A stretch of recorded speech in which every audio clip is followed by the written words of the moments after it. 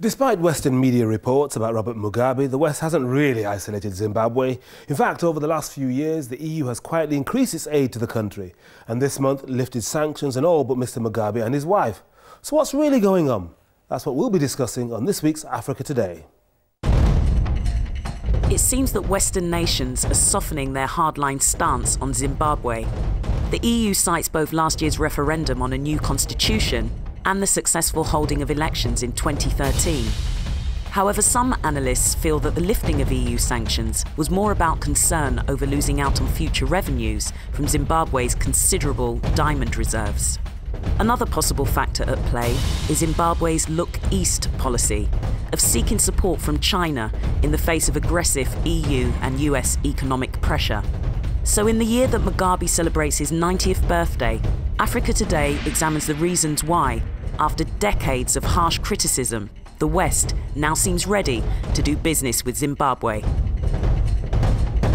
Hello, I'm Henry Bonsu and this is Africa Today. So in his 90th birthday speech, Robert Mugabe addressed the West saying, "We do not hate you, we love ourselves." As he spoke, the EU was busy lifting travel restrictions on all Zimbabweans apart from himself and the First Lady. Let's see what's going on now. Let's discuss this with Washington Kapapiro, the chairman of the Association of African-Owned Enterprises, Chofamba Sithole, a journalist and commentator on African affairs, and we're also joined on the line by the political analyst George Shire. Let's say greetings and welcome to all of you. We'll start off with you, Chofamba. What do you think's going on? Because there's talk of optimism in Harare and in Brussels. The EU is dismantling sanctions slowly but surely, looking forward to a time as well when it will deal directly with the government as opposed to going through NGOs as it has for the last decade or so. What's going on? I think that the EU has come to realize the futility of its attempts to ostracize Robert Mugabe and the Zimbabwean government, because at a political and moral level, it was always going to be very difficult to justify this isolation on the basis of human rights abuses or on the basis of ethical arguments which do not apply to many, countries, not only in Africa, but across the world, and including those countries that are very close allies of the West. So, well, you're saying there was a double standard in its treatment of course, of Zimbabwe? That has always been the weakest link in the sanctions argument by the EU, because Robert Mugabe is certainly not the most egregious person. For instance, I'll give you an example. Some people, including Kate Hoey, who is the chairperson of the All-Party Parliamentary Group on Zimbabwe, is calling on David Cameron. She's the British MP, of course. Yes, she's calling on David Cameron, the Prime Minister, to boycott the Africa-EU summit if Mugabe goes. But she hasn't said anything about Uhuru Kenyatta, the Kenyan president, who is facing, charges of, human rights or crimes against humanity. And the British government acquiesced to the coalition government in Kenya after the disturbances of 2007. So the hypocrisy, I would say that the EU has stumbled over its own hypocrisy. And then secondly, in terms of business traction and diplomatic traction, they are losing out.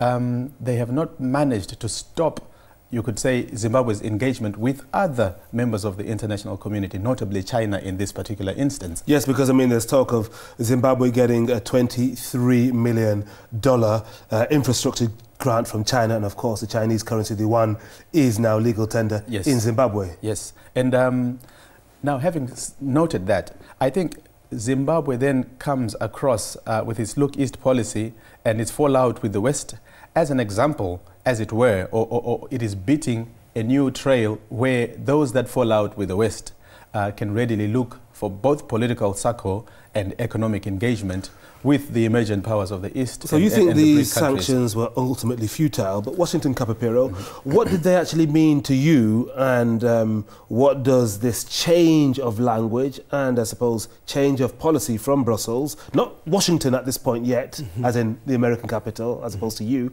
what has it meant for you as a businessman? As a businessman, it's meant that we've seen difficulty entering, inviting investors to go into Zimbabwe. And fortunately for the Look East policy, it's been proof that business is still continuing in Africa and Zimbabwe. And we've always been in a fortunate position where we've been able to try and look for investment from the East to enter into Zimbabwean markets. But I think sanctions have proven to be absolutely futile. They haven't changed the political climate like they were intended to do.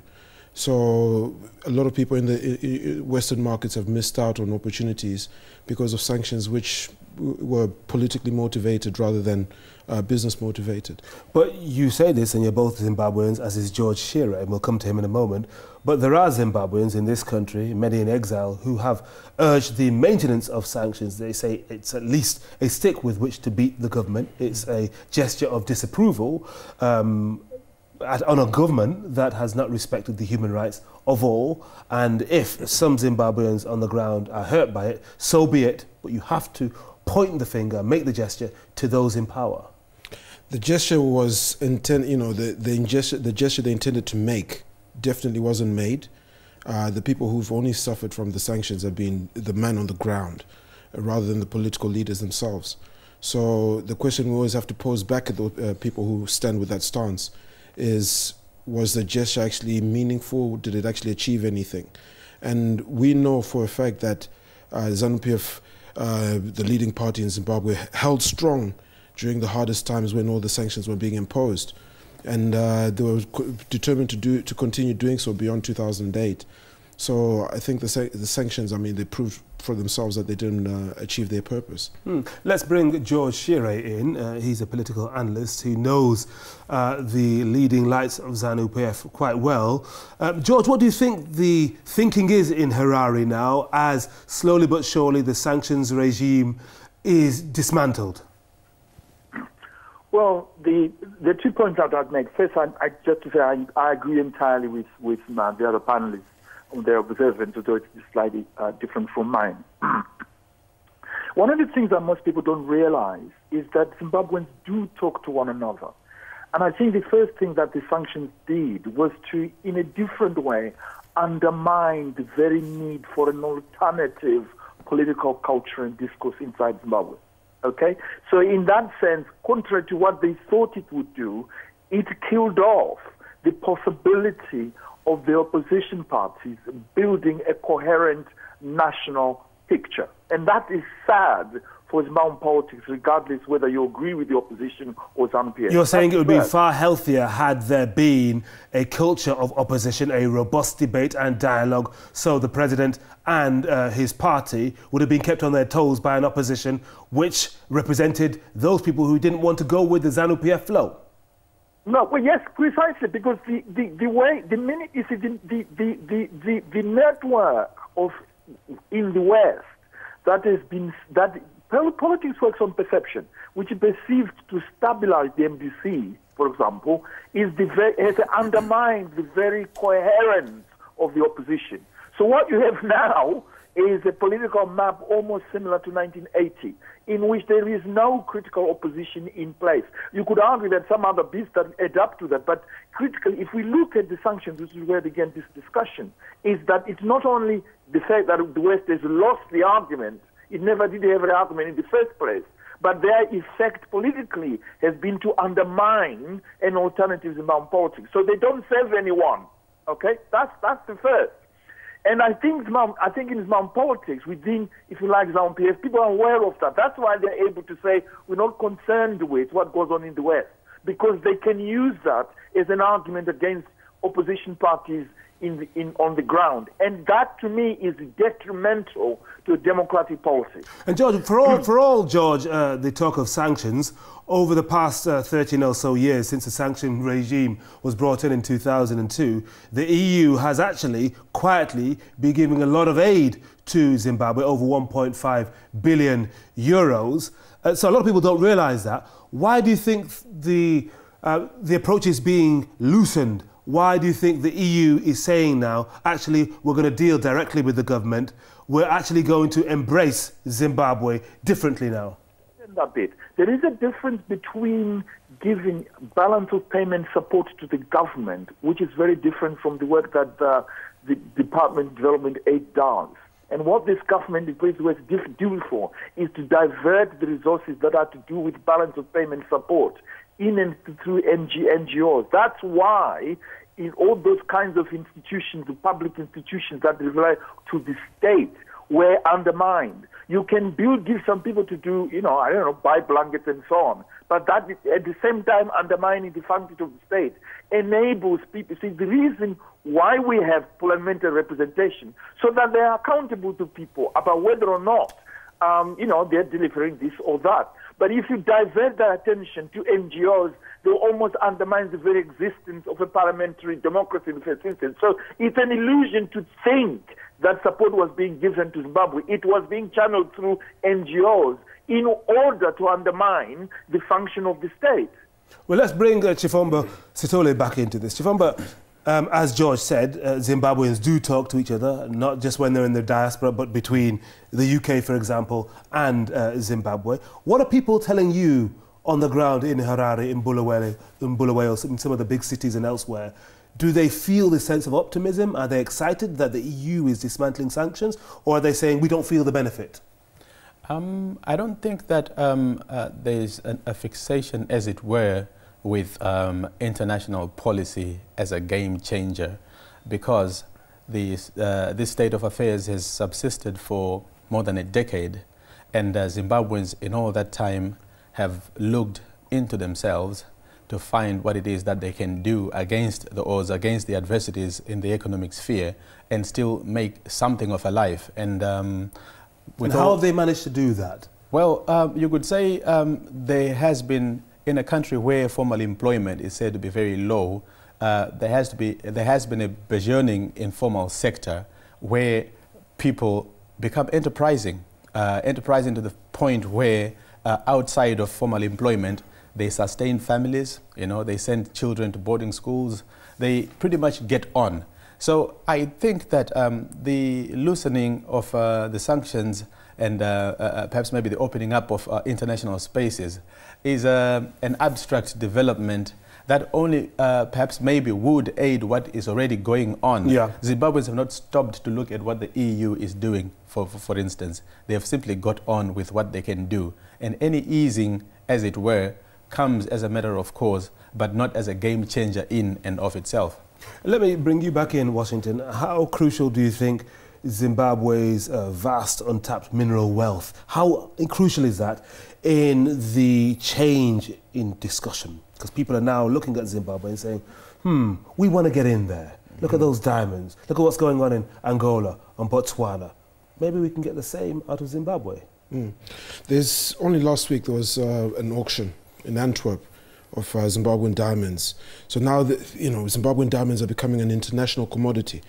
But very quickly, we as Zimbabweans need to start to shift from narrow nationalism to patriotic enterprise, to a point where we begin to see that these resources are ours to capitalize on. It makes it something that the president, Robert Mugabe, was saying at the COMESA, the huge kind of regional grouping of countries, just in Kinshasa a few days ago, saying we need to get the most out of our diamonds. We need to do everything, finished product, for export ourselves. That's right.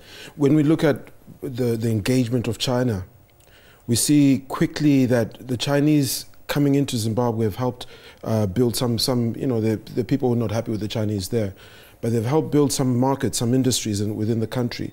So now quickly we've seen the West taking over the mantle of the rogue trader, because we've seen them only come into Zimbabwe to try and take what they can, but not to build or to establish themselves in the country, because they've been doing things under the guise of coming in as NGOs and coming in as all other banners.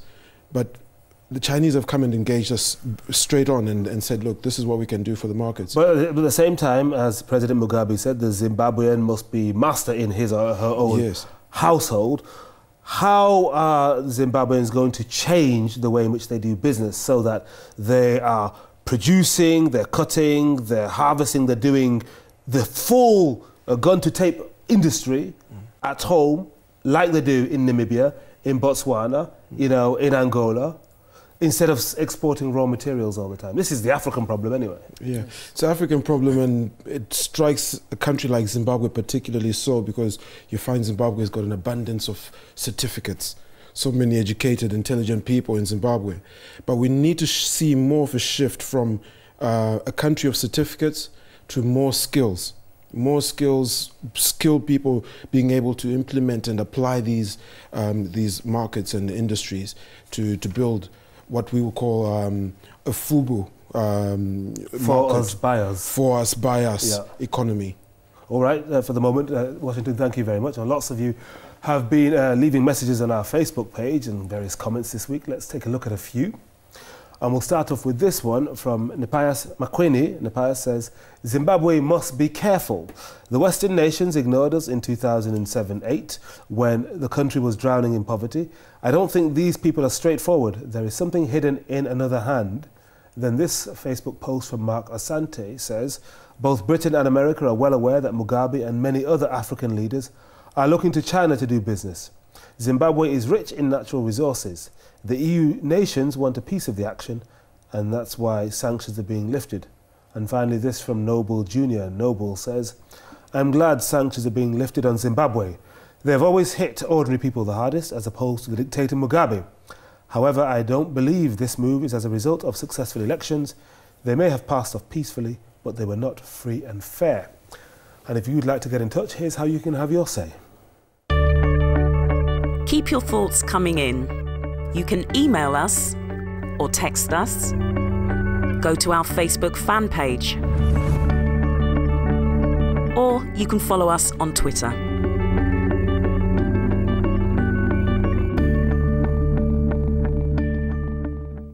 Let's pick up on that point by Nipias Makweni, George Shire. Let me ask you this. He said, Zimbabwe must be careful. We can't trust the West. These nations ignored us 7 or 8 years ago when we were drowning in poverty. Be very, very careful of Western nations dismantling sanctions or bearing gifts. What say you, George? Well, two things. One, Zimbabwe's future lies in its relationship with the region in the first instance. Its economic future is interconnected with the region. It's interconnected with the BRIC countries, which are emerging. Okay, and that's kind of like that bastion of hope is where Zimbabwe's, in my view, future lies. Now, and I think there is a mood on the continent. We don't need to agree it or not. There is a mood on the continent, which is about de-Westernization. It's not the same as anti-Western. People misunderstand that. And it's also decolonial at the same time. Now, take South Africa, for example. It's very much in the de-Westernization camp. But you couldn't in a million years say its economy was decolonial, certainly after Marikana or the challenges that the ANC has at the moment. So there is a mood in the continent, right across the home continent, which is different from the dependency era of the last, say, 15, 20. Having said that, George, let me put a couple of figures to you. In 2010, George, in 2010, the EU paid for 80% of Zimbabwe's vital medical products, that's in 2010, and a quarter of fertilizers to farmers in 2009-10, and almost all the textbooks that children were using in the country. So you talk about moving away from dependency, but look at how much the EU and external agencies have still been doing up till now. Just let's deal with the facts. First of all, no one who benefited from the land program, land distribution program, or the indigenization program was excluded from any of the balance of payment support. That's part of the EU directives process. What the Europe was doing was to support in and through NGOs, not the education of the farmers, not the education of people who were landless, not what they, in a broad sense, called the beneficiaries of the land distribution program, meant all the thousands of people who had been resettled. So that's there in the independent research done by all kinds of people, nothing to do with ZANU-PF. That's fact. Okay, and what the EU does, that kind of hypocrisy, it's perfectly okay for them to say we've been finding ways through NGOs to support this and that. But it is not the same to conclude that they've been giving balance of payment support. What generated support to ZANU-PF in 2013, by and large, has to do with the land distribution program, which everybody is now saying has been a success story. Of course, there are a number of other issues we might quarrel with, but it's not one that the EU was supporting. All right, George. Chofamba, you said a short time ago that this removal or the dismantling of sanctions is not a game changer. What about President Mugabe's position at 90 years old, feeling like as young and healthy as a 9-year-old? But of course, none of us can live forever. When he moves on to the next phase, will that be a game changer, do you think? Certainly, because President Mugabe has sat at the apex of Zimbabwean politics, well, as leader from 1980. Well, if he serves a full term, then it will have been 38 years. Yes, and power is quite centralized, and that has a bearing on what happens after he is gone, because there is not a large enough historical figure to occupy that space, you know, with the same largeness, as it were, for want of a better word. And is there the political talent around? You know, I think great economists, great political thinkers. Well, the problem with the political situation in Zimbabwe right now is that with a sitting head of state and with a culture of deference to the sitting head of state, debate is stifled about what comes next. And so even in ZANU-PF itself, and President Mugabe said as much in sentiments broadcast at the time of his birthday last week. And there is no encouragement of debate, at least policy debate, by those that are signaling ambition to come through. So that's where the problem is, in that we do not have certainty in the kind of personalities and the policies that they represent. All we know is that they are ambitious personalities waiting in the wings, but as to what that portends after Mugabe, it is not clear, because there is no debate to flesh that out. Well, and the impact on this, on the business community and people's capacity for enterprise is what, Washington? The impact is a certain level of uncertainty, but a certain level of comfort, knowing that for now there's that stability. We know what the climate is. So you make shift, you make do with what's there. At the end of the day, elections were won. You know, how they were won, that's another conversation altogether. And we've got this administration in there for the next 5 years, 4 years, or whatever is left now. Still with a big burden of debt, though, $6 billion American dollars. It's a huge burden of debt, but there's a huge potential in the country. So it takes all of us to start to say to ourselves that, oh, let's not just pile the blame. Let's stop playing that blame game and say, you know, this party did this or this individual did that, and start to look at as a collective, as a country, what we can all do to help build the situation. How optimistic are you, in a word? Very. You're very optimistic? Very optimistic, and we can see my optimism reflected in the EU. All right, thank you very much indeed. And that's it for today. Thanks to all those of you who've sent in comments to us. Remember, you can email us at the address on screen, and you can text us, and also you can follow us on Twitter. Many thanks to our guests, Washington Kapapiro, Chofamba Sithole and George Shire. Join us next week for another edition of Africa Today. Till then, it's goodbye. And on behalf of the whole team, thanks again for watching.